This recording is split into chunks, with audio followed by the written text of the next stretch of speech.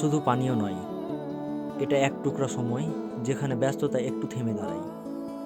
এক কাপ চায়ে কখনো লুকিয়ে থাকে সকালের আশা, কখনো সন্ধ্যার ক্লান্তি।